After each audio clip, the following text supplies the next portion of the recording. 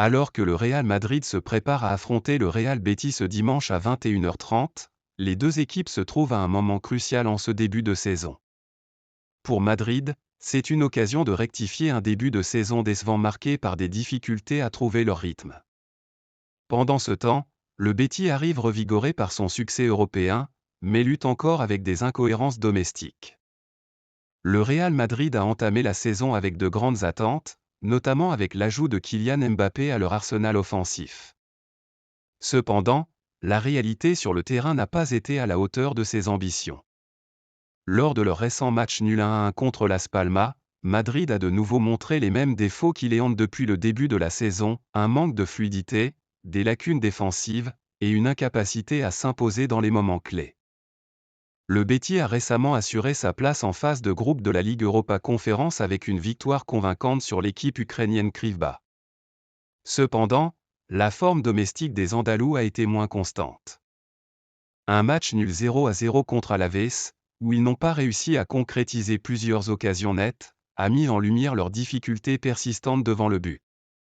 Les premières minutes contre Las Palmas ont montré une équipe encore à la recherche de cohésion. Las Palmas, avec une discipline tactique et une ambition évidente, a pris l'avantage tôt grâce à Alberto Molero, exploitant les vulnérabilités défensives de Madrid. Le manque de dynamisme et d'urgence de joueurs clés comme Vinicius Junior et Aurélien Tchouaméni a suscité des inquiétudes. Les ajustements tactiques d'Ancelotti à la mi-temps, avec l'entrée de Rodrigo et Fran Garcia, ont apporté une légère amélioration, mais Madrid a continué à trop dépendre des exploits individuels plutôt que d'une cohésion collective.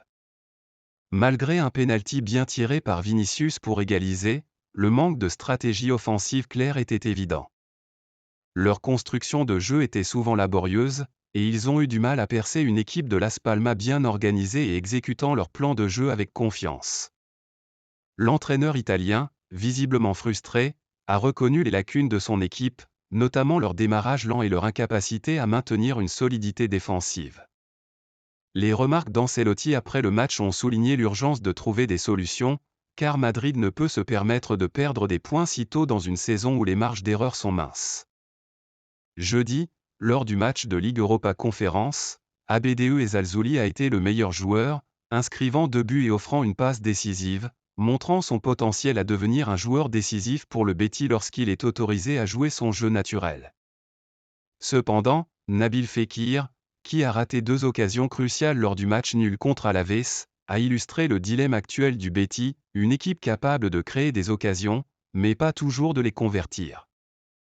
L'équipe de Pellegrini a montré des éclairs du football attractif basé sur la possession qu'il prône, mais l'exécution dans le dernier tiers du terrain laisse souvent à désirer. Pellegrini, tout comme Ancelotti, navigue en période de transition. Avec la fermeture récente du marché des transferts, le Betis a réussi à renforcer son équipe avec l'arrivée de Vitor Roque, mais des questions subsistent quant au départ potentiel et à l'impact que ceci pourrait avoir sur la profondeur et la cohésion de l'équipe. Le choc au Santiago Bernabéu reposera sur plusieurs duels clés. En attaque, Madrid aura besoin de plus de son trio offensif de stars. Le rôle de Mbappé a souvent été réduit à courir derrière des ballons longs, une tactique qui n'a pas encore porté ses fruits. La capacité du Français à se lier avec Vinicius et à créer des schémas d'attaque plus variés sera essentielle si Madrid veut percer une défense du Betis qui peut être résolue lorsqu'elle est bien organisée. À l'inverse, le Betis comptera sur la vitesse et la créativité d'Abde et la capacité de finition de Roque, cherchant à exploiter les éventuelles lacunes laissées par la ligne défensive haute de Madrid. Défensivement, Madrid a été loin d'être imperméable, avec des manques de concentration qui leur ont coûté cher. Eder Militao et Antonio Rudiger devront être au sommet de leur forme pour contenir les attaques du Betis, notamment en contre-attaque où l'équipe de Pellegrini peut être redoutable. Le Betis, cependant, n'est pas sans ses propres faiblesses défensives, en particulier lorsqu'il est pressé haut sur le terrain. La performance de leurs latéraux, notamment Sabali ou Hector Bellerin, selon qui jouera sur le côté droit, sera scrutée alors qu'ils chercheront à équilibrer les tâches défensives avec l'apport de largeur en attaque.